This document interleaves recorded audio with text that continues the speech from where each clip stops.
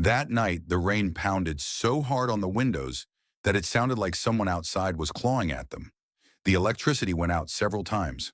I was home alone, half asleep, curled up in my old chair, the steam still rising from my coffee, staring at the TV.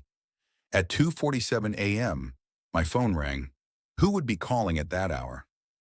I glanced at the screen. No number, just a cold message.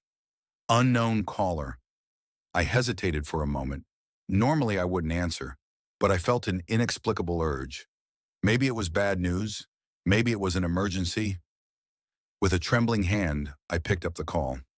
At first, silence, then a muffled whisper from deep within. You see me, right? I suddenly flinched. My heart pounded in my chest. I looked around.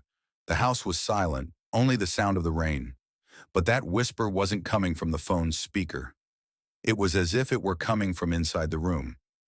I tried to speak, but the words got stuck in my throat. That whisper came again. Answer. I see you. The phone slipped from my hand and fell onto the couch. The screen went blank. The call ended. But that voice still echoed in my ears. I stood up. An indescribable fear was growing inside me. My gaze drifted to the large mirror in the living room. There, my reflection should have been looking at me, but it wasn't. Even though I wasn't moving, my head had turned away. I stood there for a moment. My blood ran cold. Then slowly, my reflection turned back to me. Its eyes were red. Its lips moved, and it whispered to me from the mirror. I've found you now. A scream rose in my throat, but no sound came out. I took a step back. At that moment, my phone started ringing again. I looked at the screen, and my heart nearly stopped. Call from me. My hands trembling, I grabbed the phone. This had to be a joke, a nightmare. But no, the ringing didn't stop.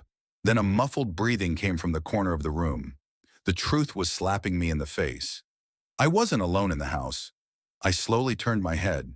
In the darkness where the curtain met the wall, there was a silhouette, motionless yet there, as if every breath I took called for its own. My phone answered on its own. The same whisper came from the speaker. You can't escape, because I was already you. Suddenly the lights went out. The house was plunged into darkness. Amidst the crackling in the mirror, I saw my reflection smiling. And the last thing I heard was my own voice. But my mouth hadn't moved.